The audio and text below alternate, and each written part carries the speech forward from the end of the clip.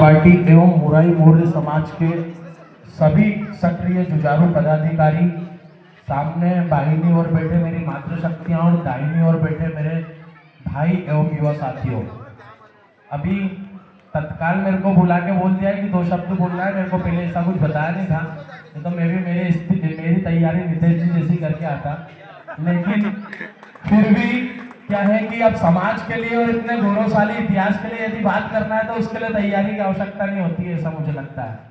तो सर्वप्रथम तो अपने कार्यक्रम में जय घोष के साथ होना चाहिए कि आसपास जरा क्षेत्र में राकेश भैया और उनके पूरे मतदाताओं को पता पड़ जाना चाहिए कि राकेश भैया और मुराई मौर्य समाज के इतने सारे लोग बैठे। तो पहले हमारे प्रभु श्री राम का जयकारा होना चाहिए। बोलो जय जय सिया राम। ऐसी आवाज नहीं आई, लगना चाहिए कि हाँ हिंदू वीरों की मुराई मौर्य समाज के और इतने सारे अलग अलग समाज के लोग बैठे हैं। बोलो जय जय सिया राम। महाराज चंद्रगुप्त मौर्य जी की जय हो। तो अभी इतिहासों में जाके चंद्रगुप्त मौर्य जी के लिए, सम्राट अशोक के लिए तो बहुत सारी बातें नितेश जी ने और मेरे आने से पहले भी बहुत सारी हो गई होगी उनके इतिहास में। उस समय की परिस्थितियां कुछ और थी, उस समय की चुनौतियां कुछ और थी, और उस समय उन चुनौतियों के लड़ने के तरीके भी कुछ और थे। लेकिन इन सब चुनौतियों के बीच में मुराई मौर्य समाज आज हमारे आराध्य प्रेरणा स्रोत हमारे महाराज चंद्रगुप्त मौर्य जी ने उनके शौर्य की, उनके वीरता की, उनके सामर्थ्य की जितनी बातें अपन लोग करें उतनी कम है। उनके इतिहास हमें पता है और हमें गर्व है कि हम उनके अनुयायी हैं और हम उनकी समाज, उनके जिस धर्म की, जिस समाज की उनने स्थापना करी थी, हम उसके सदस्य ही हमें सर्वप्रथम तो हमें गर्व होना चाहिए। तो आज वर्तमान परिस्थितियां जो आज, क्योंकि क्या है जातियां सब व्यवस्था है, जाति व्यवस्था के साथ सबसे पहला जो है वो है हमारा धर्म, और हमारा धर्म है हिंदू धर्म। तो हिंदू धर्म में आज जिस प्रकार हमें गर्व है कि हम हिंदू धर्म के हैं, और गर्व क्यों होना चाहिए कि एक ऐसा धर्म जिसके बच्चों को, जिनकी बालिकाओं को, जिनके छोटे छोटे युवाओं को बताया जाता है कि उनके महापुरुष, उनके भगवान अपने परिवार की एक ऐसी छोटी सी शपथ के कारण, छोटे से बोलने के कारण राजा बनते बनते भी जंगल में वनवास के लिए चले जाते हैं। ऐसा हमारा हिंदू धर्म है। तो हमें गर्व है कि हम हिंदू हैं।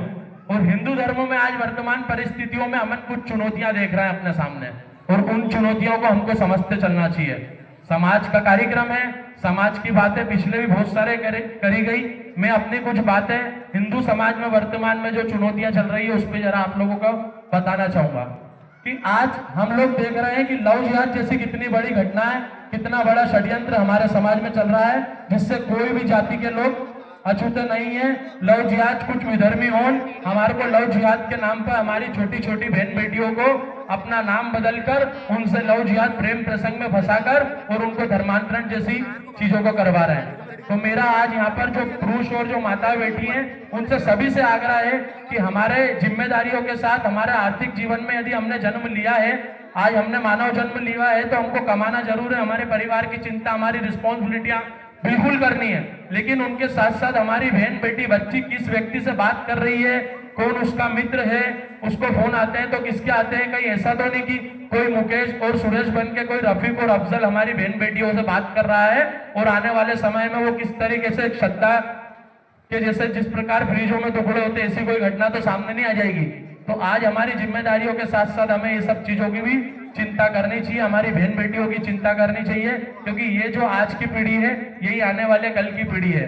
उन लोगों की योजना चल रही है, क्योंकि उन लोगों के वहां, क्योंकि धर्म सिर्फ एक ही है, हिंदू, बाकी सब पंथ हैं, और उनके पंथ में अपने अपन बोलते हैं सर्वे भवन्तु सुखिना, क्योंकि सब जने खुश रहे, वासुदेव कुटुंबकम, पूरा संसार हमारा परिवार। लेकिन वहां सामने वाला जो विधर्मी है, जो गैर हिंदू है, उनकी सोच सिर्फ इतनी है, उनकी शुरू से एजुकेशन इतनी है कि यदि हम यहाँ रहते हैं, हमारे धर्म की बात चल रही है, हमारे अल्लाह ताला की बात चल रही है, तो दूसरे धर्म जीतने वाले सब काफिर, इनको मार दो, उनकी सोच इस तरीके की रहती है। तो हमें हमारे धर्म का ज्ञान होना चाहिए, हमारे परिवार की सुरक्षा का ज्ञान होना चाहिए। इस तरीके से छोटी छोटी चीजों का हम लोगों को ध्यान रखना चाहिए। समाज में, मोहल्ले में, वर्तमान में क्या चल रहा है, कौन धरना हो रहा है तो किस हो रहा है। छोटी सी बात एग्जाम्पल के तौर पर बताता हूँ कि हमें जागरूक रहना क्यों जरूरी है।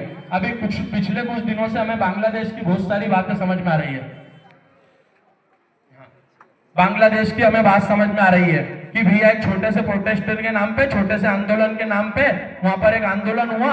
उन लोगों को लगा कि यार छोटे से आंदोलन है, स्टूडेंटों का किसी का आरक्षण को लेके हमको क्या मतलब। वो धीरे धीरे छोटे छोटे से आंदोलन ने, छोटे छोटे से प्रोटेस्ट ने एक दिन इतना बड़ा आंदोलन खड़ा कर दिया कि एक दिन रातों रात तख्ता पलट हो गया और बांग्लादेश में वहां के प्रधानमंत्री को भी देश छोड़ के आना पड़ गया। तो वहां पर ये स्थिति क्यों बनी? क्योंकि लोगों को लगता है कि हम हमारे पारिवारिक जिंदगी में, हमारे कामकाज वाले व्यवसाय जिंदगी में हमें कोई मतलब नहीं है, जो हो रहा है। लेकिन उसके बाद जब वो तख्ता पलट हुआ, वहां पर जो कट्टरपंथियों की सरकार आई, उनने कोई जाति नहीं देखी, कुछ भी नहीं देखा। उनने देखा ये हिंदू समाज के लोग हैं, उनके परिवार की माताओं बहनों को कितनी यातनाएं दी, हम लोगों के सब सामने स्थितियां हैं। इसलिए हम यदि इस मानव जन्म लिया है, हम इस शहर में रह रहे हैं, खा रहे हैं, हम भारत राष्ट्र में रहते हैं, जीते हैं हम हमारे धर्म के, तो हमें हर छोटी छोटी चीजों की चिंता करनी चाहिए। इतना मेरा छोटा सा आग्रह है। आज विश्व मौर्य परिषद का स्थापना दिवस है।